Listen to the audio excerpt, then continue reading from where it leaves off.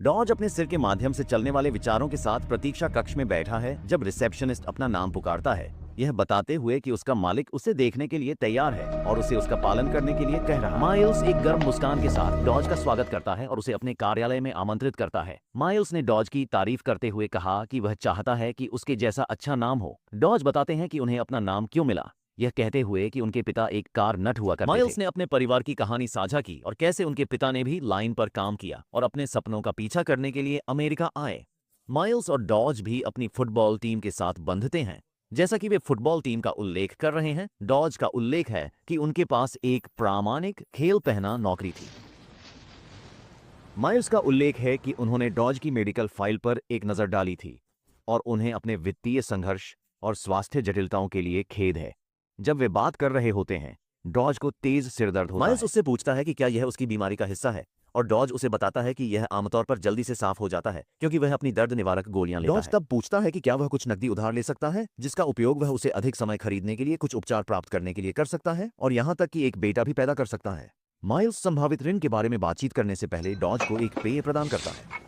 यह अच्छी चीज है, मैं वादा करता डॉज हूं। के दर्द को देखकर माइल्स उसे अपने परिवार और अपने अजन्मे बच्चे की खातिर हार न मानने के लिए प्रोत्साहित करता है। माइल्स बताते हैं कि वह जिस कंपनी का प्रतिनिधित्व करते हैं, टिरोफंड, हर समय इस तरह की समस्याओं से निपटती है। डॉज ने माइल्स से पूछा कि क्या कोई तरीका है जिससे वह ऋण प्राप्त कर सकता है और यहां तक कि अपनी इमारत को संपार्श्विक के रूप में पेश कर सकता है। माइल्स ने यह कहकर अपने प्रस्ताव को खारिज कर दिया कि इमारत न केवल अनियंत्रित और अधूरी है बल्कि ऋण भी संदिग्ध है क्योंकि डॉज किसी भी समय पैसे वापस करने से पहले गुजर सकता है। माइल्स डॉज को बताना जारी रखता है कि उसने परिवार के सदस्यों को कैंसर से खो दिया है और देखता है कि यह कितना क्षमाशील हो सकता है और उससे कहता है कि वह उसे गलत न समझे क्योंकि उसने उसके प्रस्ताव को अस्वीकार कर दिया था। डॉज ने उसे आश्वासन दिया कि वह उसकी चिंता को समझता यही है। कारण है कि मुझे ध्वनि डरना की है। तरह। एक, मैं वादा करता हूं कि मैं नहीं यदि हूं। यह ऋण के माध्यम से नहीं है तो डॉज उससे पूछता है कि क्या अभी भी कोई तरीका है जिससे वह उसकी मदद कर सकता है। माइल्स उसे बताता है कि वह उसकी मदद करने में सक्षम होगा लेकिन इसके लिए उसकी भागीदारी की आवश्यकता लेकिन मैं इसे अकेले नहीं कर सकता।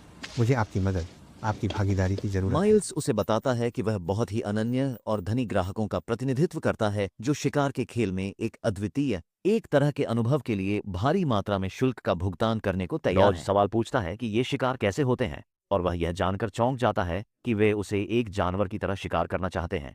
यह मारने के लिए एक शिकार। यह अभिजात वर्ग के लिए मनोरंजन है। डॉज की प्रतिक्रिया देखकर माइल्स ने सुझाव दिया कि उसे भागने से पहले उसे सुनना चाहिए और वह अपने परिवार को अकल्पनीय तरीकों से मदद करने में सक्षम हो सकता है। डॉज को सिर्फ सुना जाता है और माइल्स को बताता है कि वह पुलिस के पास जाएगा और इसकी रिपोर्ट करेगा। माइल्स तब उससे पूछता है कि वह जो कुछ भी होता है उसे कैसे साबित कर पाएगा और उसे आश्वासन देता है कि कोई भी उस पर विश्वास नहीं करेगा। सुनो, मैं पुलिस के पास जा रहा हूं। उन्हें क्या बताने के डॉज लिए? प्रस्ताव को अस्वीकार कर देता है और बाहर निकलने की कोशिश करता है, लेकिन जैसे ही वह बाहर निकलता है, माइल्स उसे बताता है कि वह अपने परिवार को लाखों डॉलर छोड़ सकता है। उनका कहना है कि उनके जाने के बाद यह सुनिश्चित करने का यह उनका मौका है।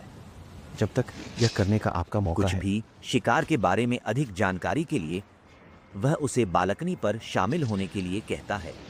मैं बालकनी पर अपना ड्रिंक खत्म कर रहा हूँ।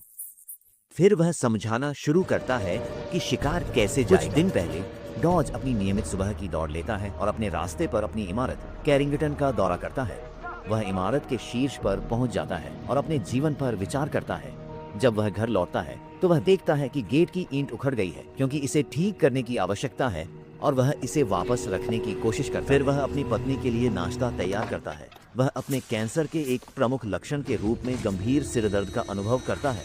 जब वह कैबिनेट में अपने दर्द निवारक दवाओं की तलाश करता है तो उसे नोटिस के कई पत्र और बिल छिपे हुए मिलते हैं। डॉज अपनी पत्नी को नाश्ते के साथ जगाता है और पिचों के माध्यम से मिलने के बाद बच्चे के लिए पालना स्थापित करने का वादा करता है। वह उसे कैबिनेट में मिले छिपे हुए पत्रों के बारे में भी बताता है। वह अपनी पत्नी से पत्रों को छिपाने से रोकने के लिए कहता है। वह तब उसे बताती है कि उसने केवल इसलिए ऐसा किया क्योंकि वह नहीं चाहती थी कि वह चिंता करे और उसे आश्वस्त करे कि वे ठीक होने जा रहे हैं। उसके बाद वह आशा से भरे अपने नए प्रोजेक्ट को पिच करने के लिए कंपनियों के पास जाता है, लेकिन दुर्भाग्य से उसे एक प्रमुख कंपनी द्वारा अस्वीकार कर दिया जाता है। मैं तुम्हें उन नंबरों लाने मैं जाना। उस रात बाद में जबकि डॉज और उसकी पत्नी अपने जल्द से जल्द पैदा होने वाले बेटे का जश्न मना रहे हैं, डॉज उसकी आंखों में एक निश्चित चिंतित नजर के साथ बाहर निकलता है। उसका दोस्त बाहर उसका पीछा करता है और उससे पूछता है कि समस्या क्या है। डॉज उसे बताता है कि वह चिंतित है कि उसे केवल कर्ज का पहाड़ देना है उन्होंने कैरिंगटन में अपना सब कुछ निवेश किया। उन्होंने इमारत में निवेश करने वालों के पैसे भी खो दिए। वे डॉज के पिता के कारखाने और वर्षों पहले उनके पास मौजूद समय के बारे में याद करते हैं। डॉज का दोस्त लुगर डॉज को आश्वस्त करता है कि चीजें बेहतर होंगी और उसे खुश करता है। अगली सुबह डॉज अपनी नियमित गतिविधियों को सुबह की दौड़ और अपनी पत्नी के लिए नाश्ता पकाने और पिच के लिए दूसरी कंपनी में जाने की तरह करता है, लेकिन वहां जाते समय उसे और भी तेज सिरदर्द हो जाता है और वह सड़क के बीच में गिर जाता है। डॉज अस्पताल में भर्ती है और उसकी पत्नी उसके कमरे में जाती है। उससे पूछती है कि क्या हुआ है। डॉक्टर डॉज से पूछते हैं कि क्या उसे हाल ही में कोई सिरदर्द हो रहा है। वह पुष्टि करता है कि वह यहाँ और वहाँ गंभीर सिरदर्द का सामना कर रहा है और वे बताते हैं कि उन्होंने एक आक्रामक ट्यूमर की खोज की है। यह घातक है और इसके स्थान के कारण निष्क्रिय है। उसे बताया जाता है कि उसके पास जीने के लिए बहुत कम दिन है। जैसे ही वे अस्पताल छोड़ते हैं, उनकी पत्नी सुझाव देती है कि वे अपने ट्यूमर के संबंध में हर विकल्प की कोशिश करते हैं, लेकिन डॉज उसे बताता है कि उनके पास इसके लिए पैसे नहीं हैं और उसने खुद को स्वास्थ्य बीमा से हटा लिया है। मैं ठीक हूँ। जब वह अस्पताल छोड़ रहा होता है तो एक पुरुष नर्स डॉज की स्थिति से दुखी होती है और उसे एक कार्ड देती है जिसमें सुझाव दिया जाता है कि उसे इस कंपनी तक पहुंचना चाहिए क्योंकि वे मुसीबत में बीमार लोगों की मदद करते हैं। डॉज लुगर को बताता है कि उसके पास जीने के लिए 1 सप्ताह है और आंसू में टूट जाता है। डॉज उस कार्ड को देखता है जो नर्स द्वारा उसे दिया गया था और उस कंपनी में जाने का फैसला करता है जो उसने किया था। डॉज माइल्स की ओर चलता है और बालकनी पर उसके बगल में खड़ा होता है क्योंकि माइल्स शिकार के संचालन की विधि बताते हैं। यह 24 घंटे की तलाश है। हर घर में वह जीवित रहता है। अधिक पैसा उसके बैंक खाते में बैंक से जुड़ा होता है और यह खेल समाप्त होने तक जारी रहता है। यदि वह दिन बच जाता है तो वह अमीर हो जाता है, यदि नहीं तो वह मारा जाता है, लेकिन कम से कम वह अपने परिवार को कुछ पैसे छोड़ जीवित रहें और आप मुक्त चलते हैं। मार डालो और तुम जल्दी मुक्त हो। माइल्स शिकार के नियमों की व्याख्या करना जारी रखता है। एक बार जब वह शिकार के लिए प्रतिबद्ध हो जाता है तो वह अपना मन नहीं बदल सकता। कोई टाइम आउट नहीं होगा और कोई डू ओवर नहीं होगा। अगला नियम यह है कि खेल केवल डे ट्रायट में होता है, इसलिए अगर वह शहर छोड़ देता है तो यह एक उल्लंघन है और फिर खेल कभी खत्म नहीं होता है। यह तब तक जारी रहता है जब तक वह मारा नहीं जाता। पुलिस को रिपोर्ट करना और खुद को गिरफ्तार करना एक उल्लंघन है। अगर वह किसी को बताता है कि क्या हो रहा है तो वह नियमों का उल्लंघन करेगा। यह सिर्फ 5 शिकारी होंगे, उसमें उसे कोई आईडी, कैश या मदद ले जाने की अनुमति नहीं है। भुगतान के लिए पहले घंटे के शीर्ष पर $1000 एक अपतटीय अप्राप्य खाते से उसके बैंक को वायर्ड किया जाता है। अगले घंटे 1 लाख जमा हर घंटे 20 घंटे तक बढ़ते हैं जो 1 लाख का भुगतान करता है और उसके बाद हर घंटे 1 लाख बढ़ जाता है।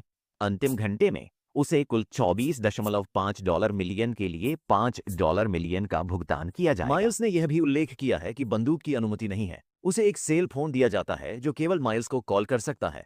हर बार जब वह इसे 1 और घंटे के माध्यम से बनाता है तो पैसा जमा किया जाता है और उसका फोन 2 बार बजता है। अगले 15 सेकंड के लिए अपना सटीक स्थान छोड़ देता है। उसके बाद वह फिर से अंधेरा है। वे यह सुनिश्चित करने के लिए उसका पीछा करेंगे कि वह इसे बस में नहीं छोड़ता है और उड़ान भरता है क्योंकि यह उल्लंघन है। माइल्स तब यह साबित करने के लिए नकदी प्रस्तुत करता है कि वह प्रस्ताव के बारे में गंभीर है। डॉज पैसे लेने से इनकार कर देता है, लेकिन माइल्स उसे अपना नंबर देता है अगर उसका मन बदल जाता है। एक कंपनी को अपनी पिच पेश करने के बाद डॉज को फिर से मना कर दिया जाता है। वह निवेशक को अपनी स्थिति समझने की कोशिश करता है, लेकिन निवेशक उसे बताता है कि वह अंततः इसका पता लगाएगा और चला जाएगा। लेकिन मेरा विश्वास करो, यह उतना बुरा नहीं है जितना लगता है। हताश, डॉज उससे परामर्श करने के लिए लुगर के पास जाता है। लुगर उसे रास्ते में अपने बेटे के लिए लड़ते रहने के लिए कहता है। जब वह घर जाता है तो वह उसे बताता है कि उसने जिन निर्माण कंपनियों को पिच किया था उनमें से एक से उसे एक प्रस्ताव दिया गया था।